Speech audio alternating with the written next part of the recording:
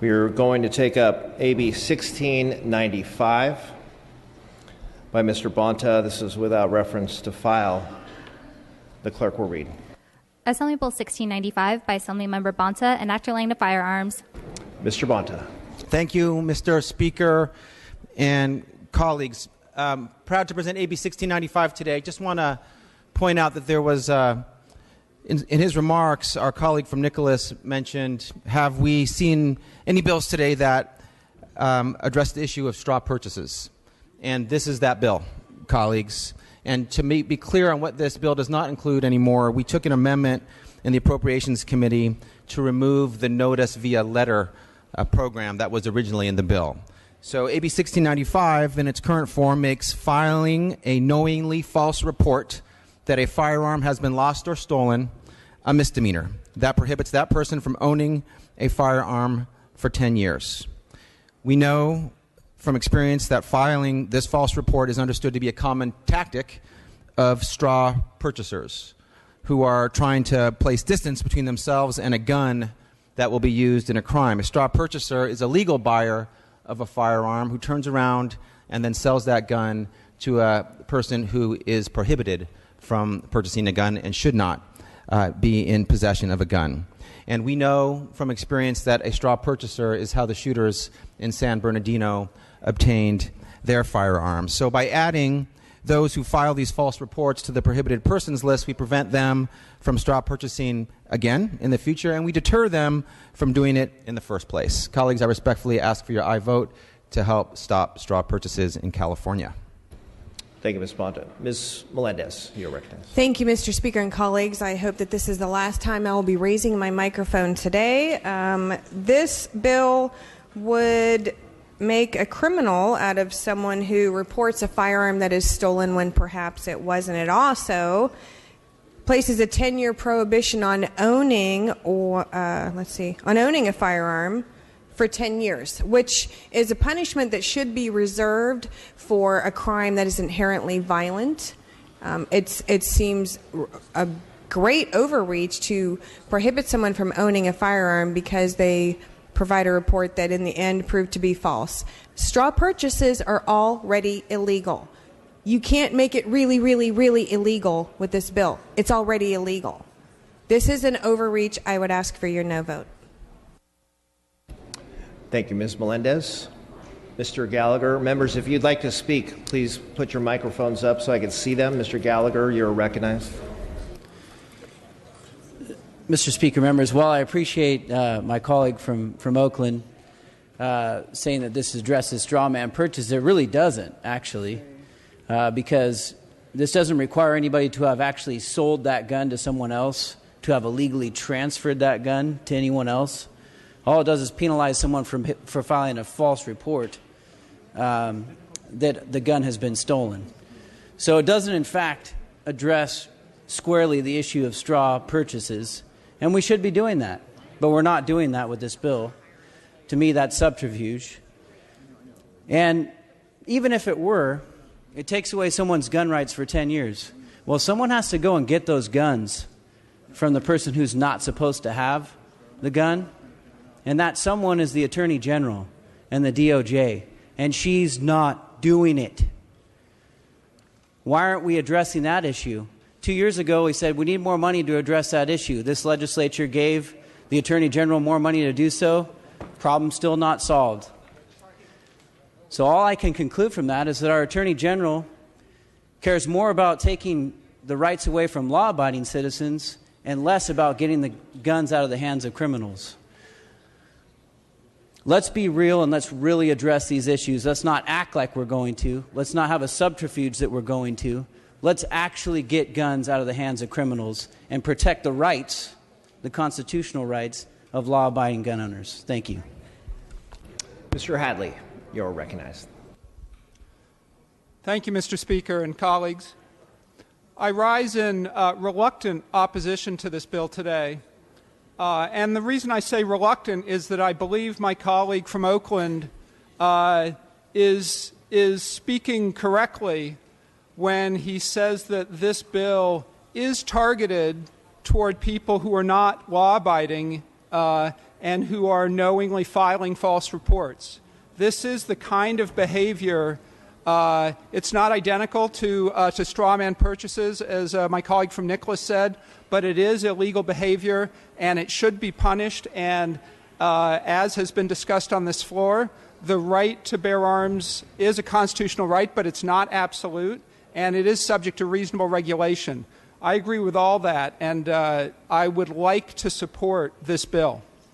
The problem that this bill has is that the 10-year prohibition is so wildly disproportionate relative to the rest of our criminal code.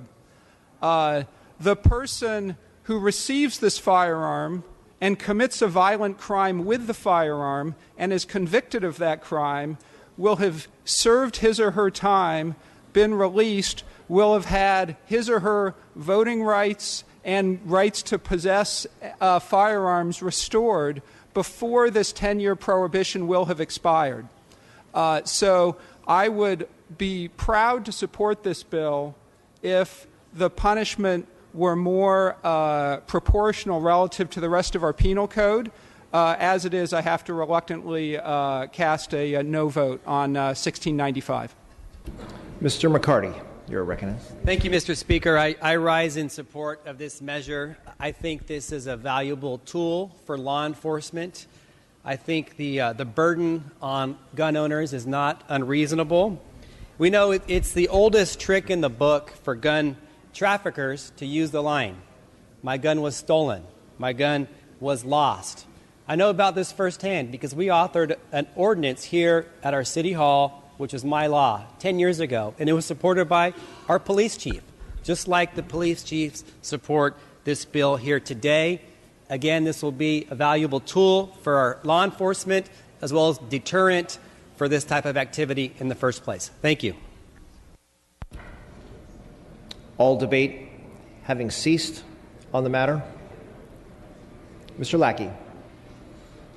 Yes, with all due respect to the intent of this particular legislation, I have to remind those of us here on the floor that there is already legislation and there's already statute. Penal Code Section 148.5 already makes it illegal to file a false police report. So that should be part of your consideration before casting a vote. Thank you. Now all debate having ceased. Mr. Bonta, you may close. Thank you, colleagues, for your comments. Thank you for your interest in this bill. A couple of things. One, we need to look at precisely the conduct that we are driving at with this bill, that of straw purchasing. We know, because we've seen it, that straw purchasing leads to violence, it leads to injury, it leads to death. We need look no further than what happened in San Bernardino. So this is not something that should easily be received the label of irrelevant misdemeanor. This is a serious issue that we're addressing. And let's look more closely at the action. We are preventing the following. A legal buyer purchases a gun. Then that legal buyer turns around and sells that gun to a person who would be prohibited, who is prohibited from owning a gun and can't buy it themselves. And then he files a police report, he or she, to the police, to our law enforcement representatives that says, I actually lost this gun. I actually got this gun stolen. When what they actually did was sold it to someone who shouldn't have a gun. It circumvents our laws regarding who can safely and responsibly own a gun. It's deceptive. It's wrong. It's lying directly to our police officers. And it should, if they're purchasing the gun and turning around and selling it to someone who's dangerous, they should be prevented from doing that for 10 years. I think it's reasonable. I think it's appropriate. It is a misdemeanor currently to file a false report about a misdemeanor. It is currently a felony to file a false report about a felony, but there is nothing that restricts a person who files such a false report from owning a gun and doing it again. We need to learn from our mistakes. If straw purchases are leading to death and destruction and injury, we need to stop it. We have an opportunity to do that today with this bill, colleagues. I respectfully ask for your aye vote. With that, clerk will open the roll. All members vote or desire to vote. All members vote or desire to vote. All members vote or desire to vote. Clerk will Close the roll. Tally the vote. Ayes 49, noes 25. The measure passes.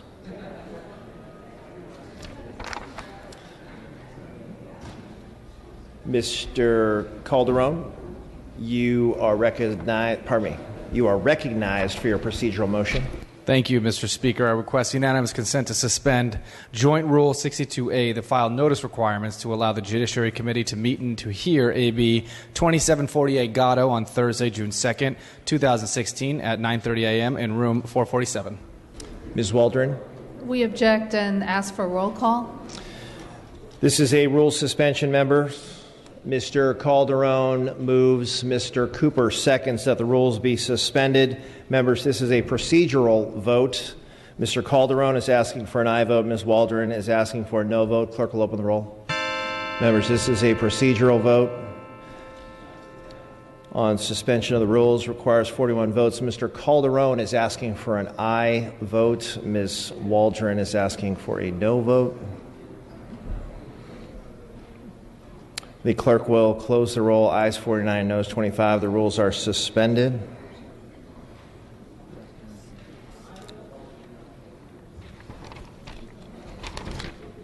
Members, we are going to take up file item 84. Pardon me. This is without reference to file AB 1754 by Ms. Waldron. Clerk will read. Assembly Bill 1754 by Assemblymember Waldron and others, enacting relating to crime victims. Ms. Waldron, you may open. Thank you, Mr. Speaker.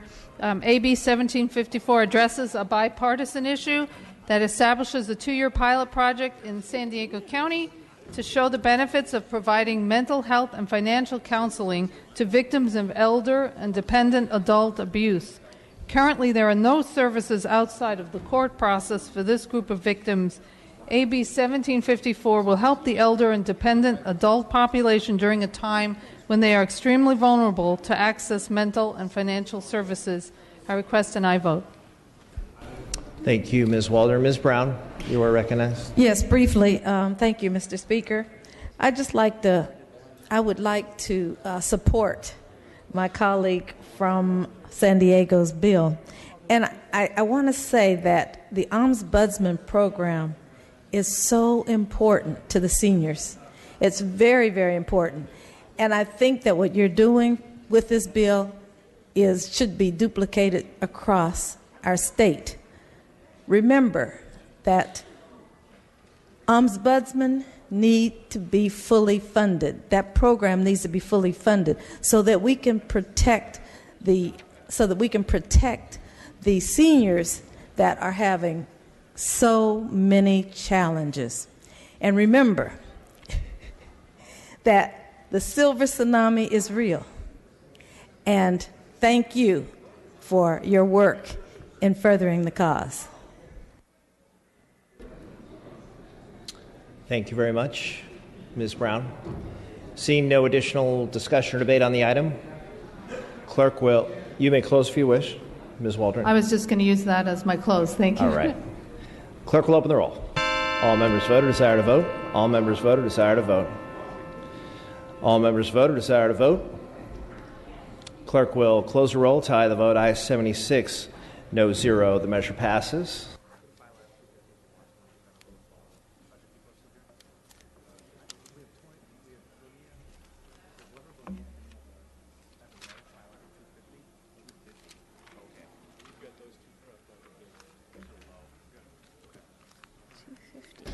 Members, we are back on the regular file to take up file item number 247 by Dr. Weber. That's AB 2120. Clerk will read.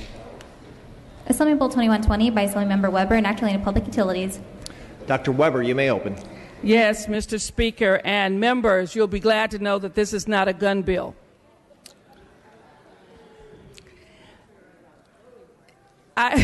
You just vote for it automatically, of course. AB 2120 is the PUC intervenor compensation bill, basically with the county offices of education.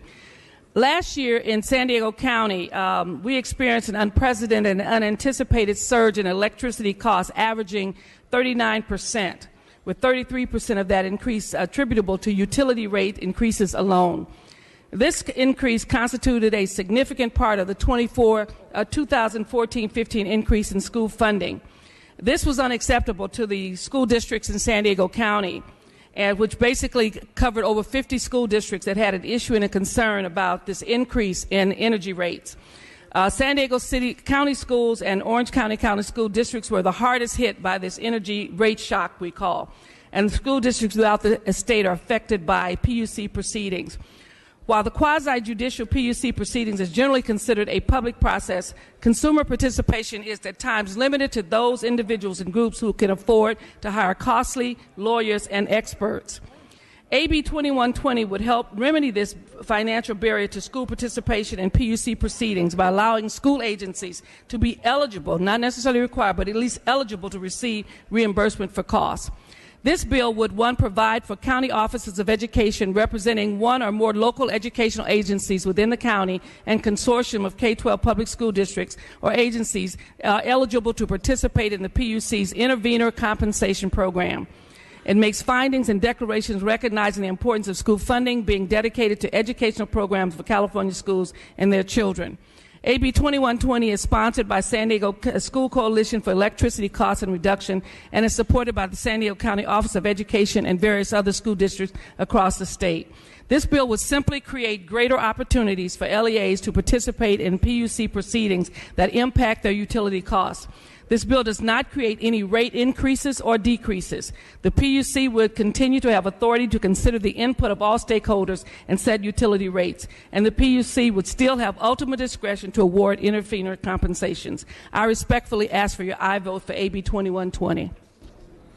Mr. Allen, you are recognized. Thank you very much, Mr. Speaker.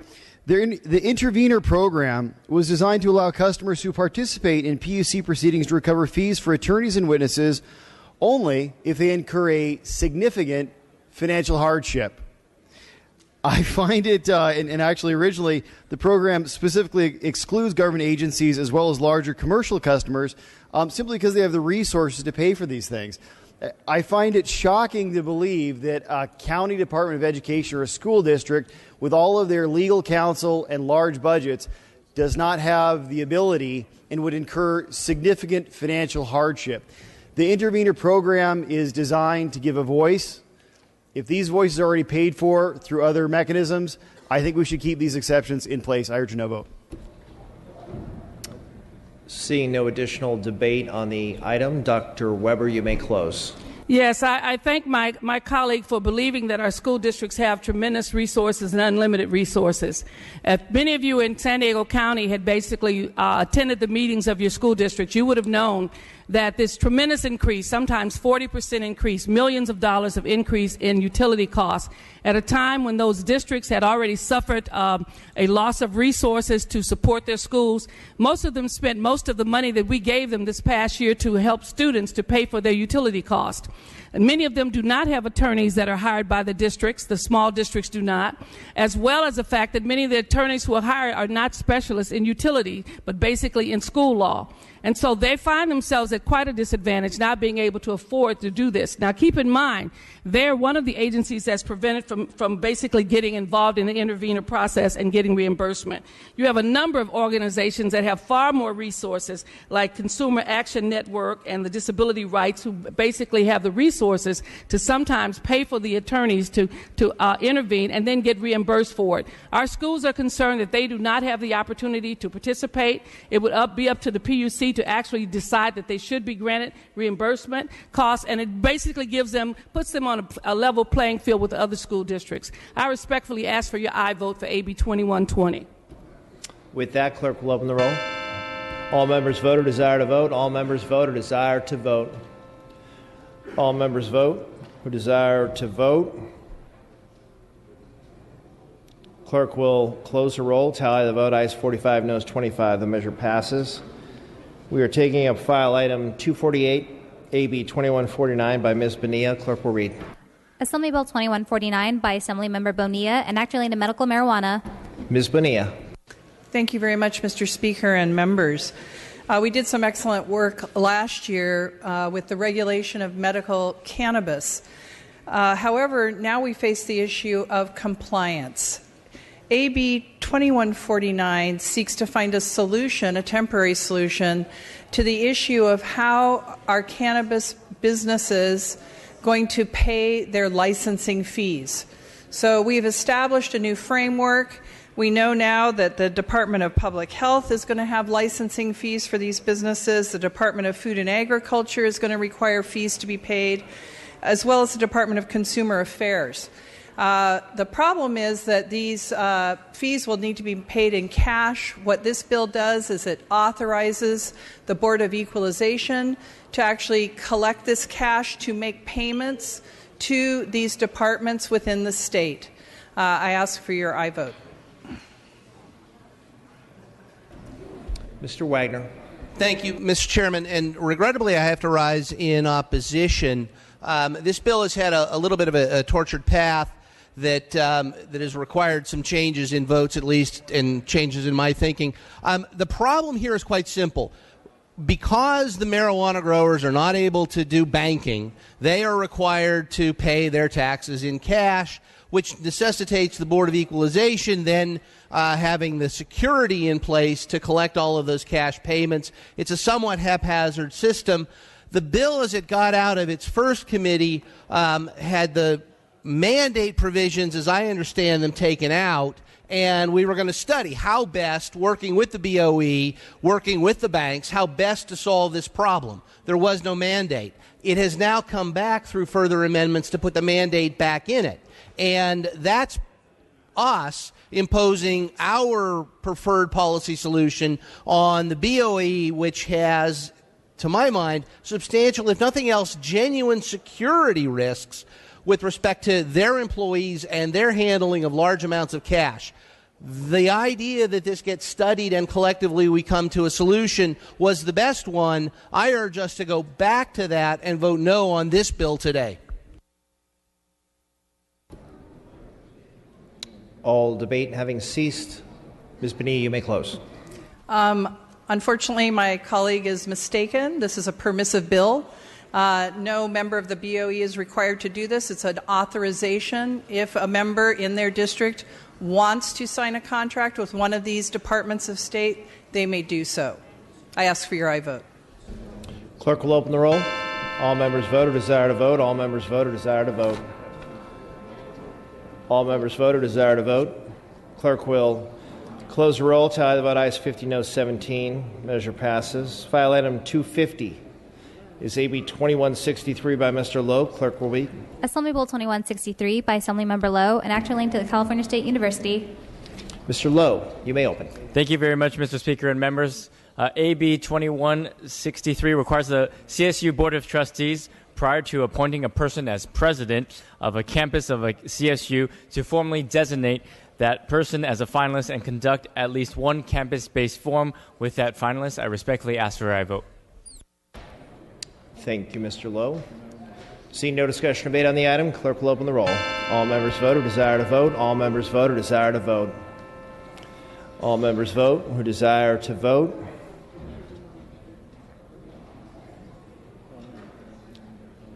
All members vote who desire to vote. All members vote who desire to vote. All members vote who desire to vote.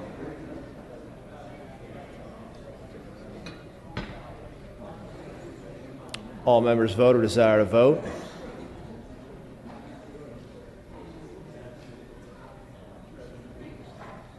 All members vote who desire to vote.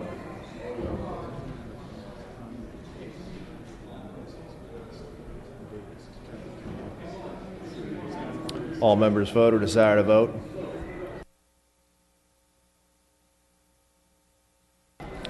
Clerk will close the roll, tally the vote. Ayes 42, noes 25. The measure passes.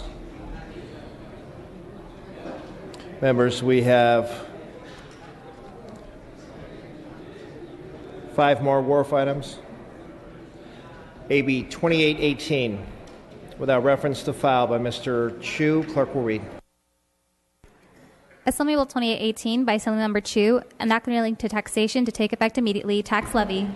Mr. Chu, you may open. Thank you, Mr. Speaker and colleagues. This is a bill that would help expand low-income home ownership opportunities by requiring county assessors to consider the affordability and resale restrictions when determining the assessed value of a community land trust or a limited equity housing cooperative home, which could potentially reduce the assessed value with regard to property taxes. In some parts of our state, assessors value community land trusts and limited equity housing cooperatives at the full market value without taking into consideration the nature of an ownership structure, which may limit an owner's property value by restricting resale value. This could create a significant burden on low-income homeowners. Even a 10 to 20% set of higher taxes could make these homes no longer affordable.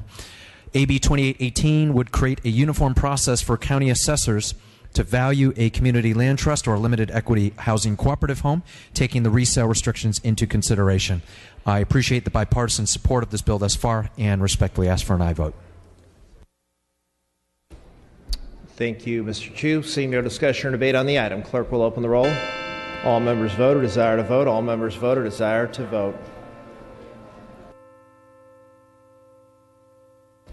All members vote or desire to vote. All members vote or desire to vote. Clerk will close the roll, tally the vote. Ayes 76, no 0. Measure passes.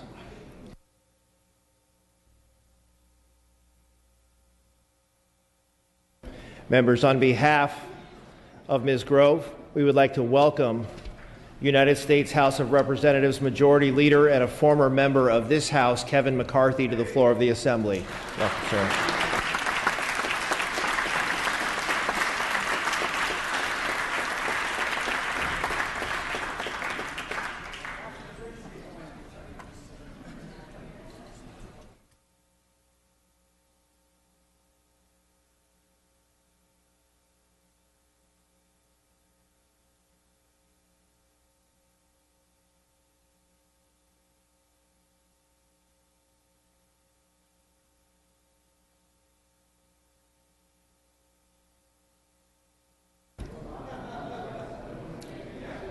Members, without reference to file, AB 1704 by Mr. Dodd. The clerk will read. Assembly Bill 1704 by Assemblymember Dodd, enact relating to water rights. Mr. Dodd, you may open. Mr. Speaker and members, AB 1704 will improve an existing process to help growers expeditiously establish small storage ponds less than 20 acre feet. Current law allows growers to avoid a long and costly process of getting a water rights permit from the Water Board by registering diversions for small storage ponds as long as general conditions from the Water Board are met. Notwithstanding the streamlined process at the Water Board, the Department of Fish and Wildlife still reviews each and every registration application and imposes specific requirements on the proposed diversion. These individualized reviews take as much time it takes to obtain water rights permit and thus defeats the benefit of having general conditions. AB 1704 addresses these problems by enabling the Water Board to develop general conditions in conjunction with Fish and Wildlife. There is no opposition on this bill. It is endorsed by the Wine Institute, the Chamber of Commerce, Trout Unlimited, the Association of California Water Agencies, and others. I respectfully request an aye vote. Thank you, Mr. Dodd. Mr. Allen, you're recognized. Question to the author. Without objection. I think this is a great bill. The only problem I have, and this is my question to you, is in this bill I see three separate fees. A fee of $500 to be paid to State Water Resources Control Board, a separate fee of $500 to be paid to the Department of Fish and Wildlife, and the bill also establishes renewal fees of $250 each on top of those fees. If we approve the bill today and move it out of this chamber, if it goes to Senate, will you consider adopting amendments to lower those fees? I'll answer that in my close, perhaps.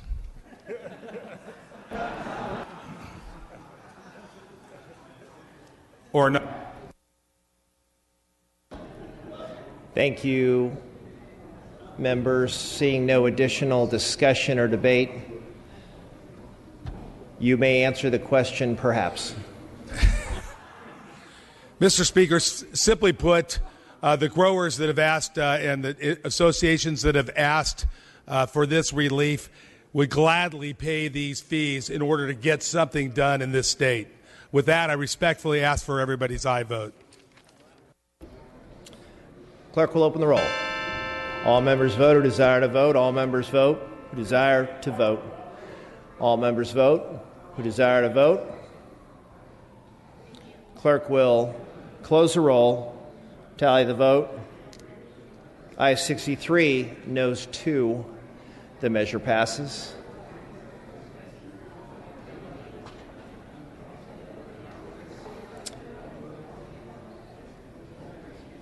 We are at AB 1903 by Mr. Wilk. This is without reference to file. Clerk will read. Assembly Bill 1903 by Assemblymember Wilk, enacting in natural gas.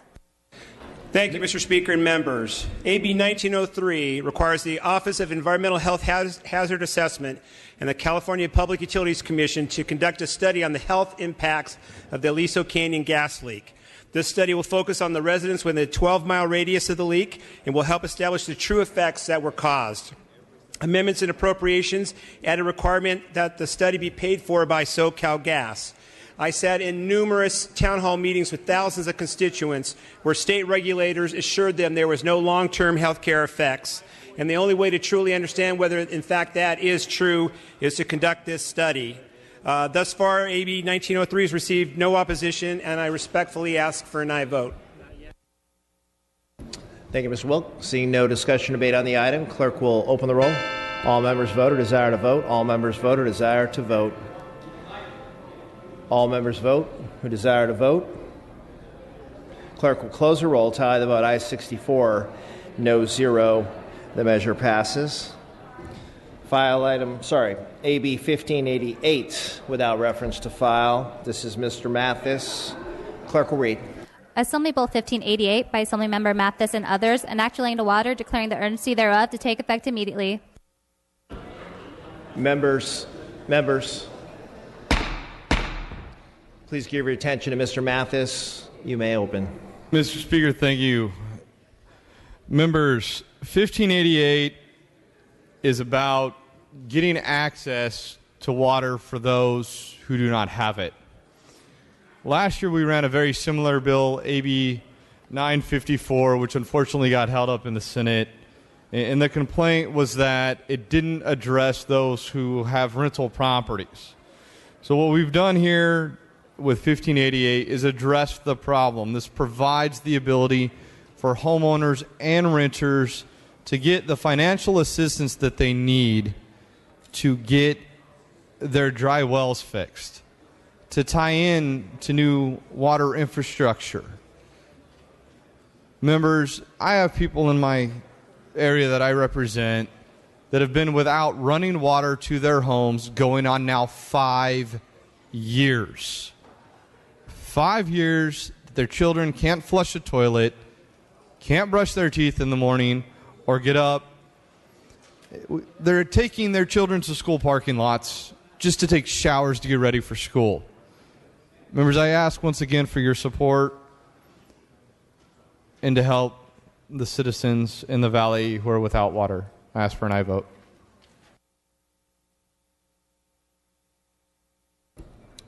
Thank you, Mr. Mathis. Seeing no discussion or debate on the item,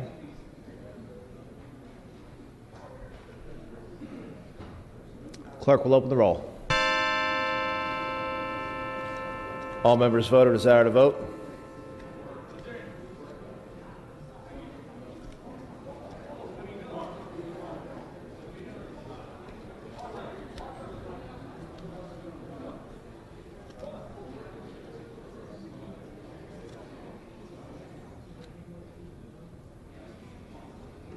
All members vote or desire to vote.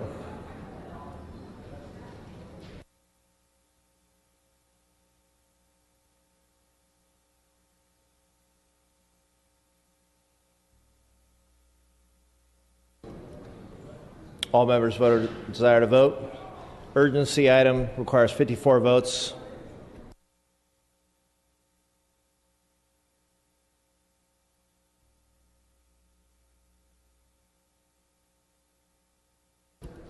All members vote who desire to vote. Mr. Mathis, what's your pleasure, sir? Mr. Mathis moves the call.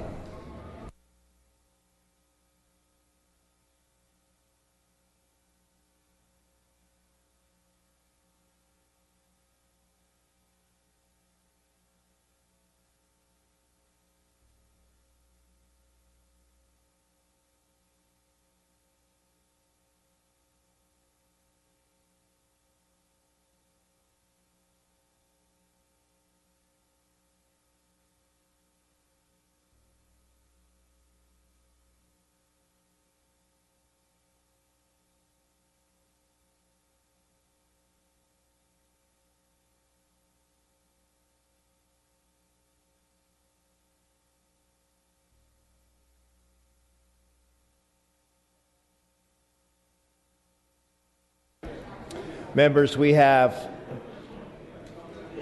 6 items on call. I'm prepared to lift the call on file item 127, which is AB 2373.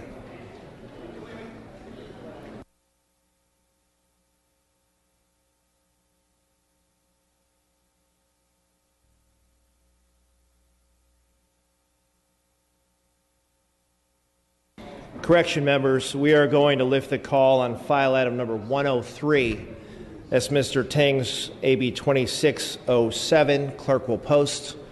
All members vote who desire to vote. All members vote who desire to vote. All members vote who desire to vote.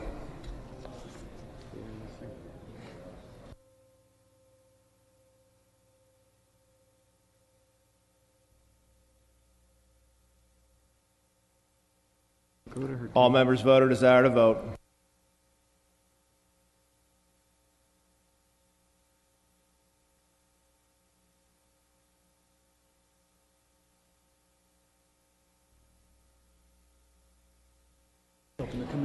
Clerk, they're done. It's over. It's over. 41. Clerk will close the roll. Tally the vote. Ayes 41. Noes 37. Measure passes.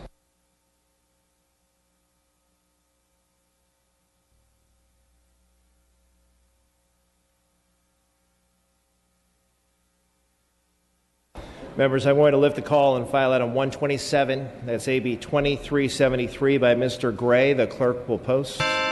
All members vote who desire to vote. All members vote who desire to vote. All members vote who desire to vote. It's a 54 vote bill. All members vote who desire to vote.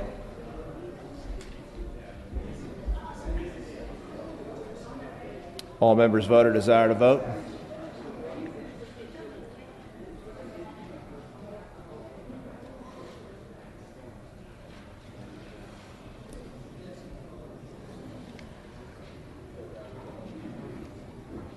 Mr. Gray. Request for reconsideration and close the roll, tally the votes. We will close the roll, tally the vote. Ayes 50, noes 0. The measure fails, and Mr. Gray notices reconsideration.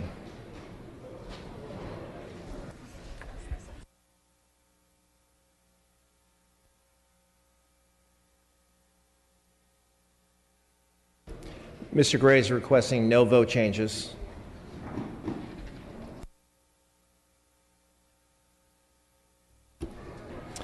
I am prepared to lift the call on file item 128. That's AB 1794. Clerk will post.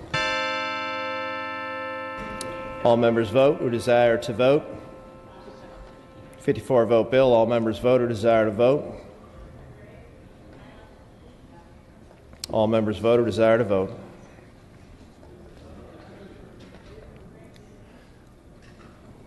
Ms. Garcia. Consideration, please. Yeah. Close the roll. We will close the roll and tally the vote. Ayes 50, no 0. Measure fails. Ms. Garcia notices reconsideration. And on Mr. Gray's item.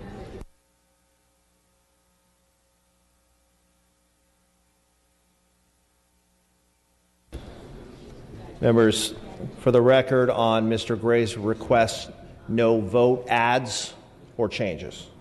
No vote adds or changes per Mr. Gray's request. Ms. Garcia, for what purpose? No vote adds or changes on my bill either. Ms. Garcia is asking for no vote adds or changes. The clerk will note. File item 130, members. I am prepared to lift the call on file item 130. That's AB 1883 by Mr. Cooley. Clerk will post. All members vote or desire to vote. All members vote or desire to vote. All members vote or desire to vote.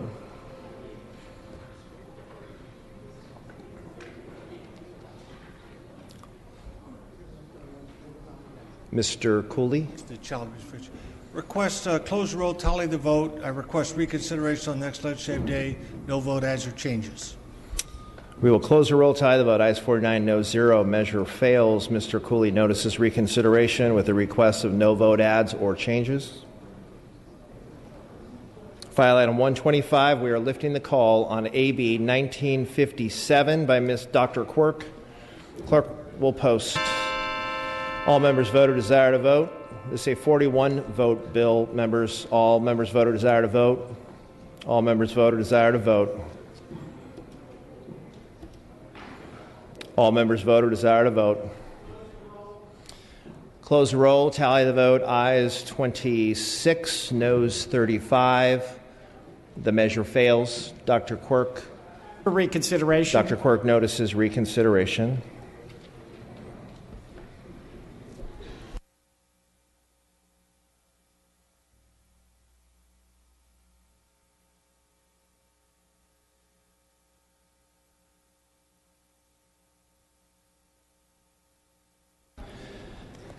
Members, we have one remaining item on call. That's a wharfed item. That's AB 1588 by Mr. Mathis. Clerk will post. All members vote who desire to vote. All members vote who desire to vote. All members vote who desire to vote.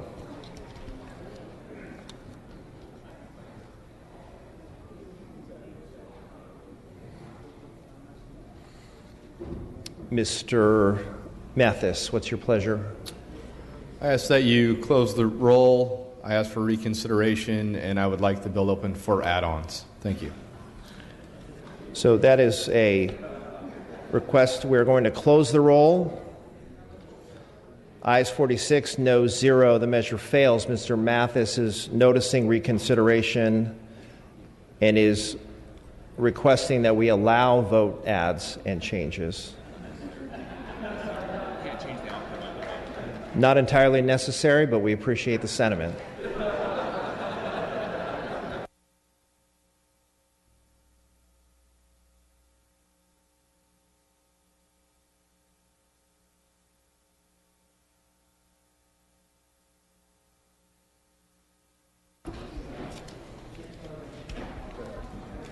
Members, the session schedule is as follows.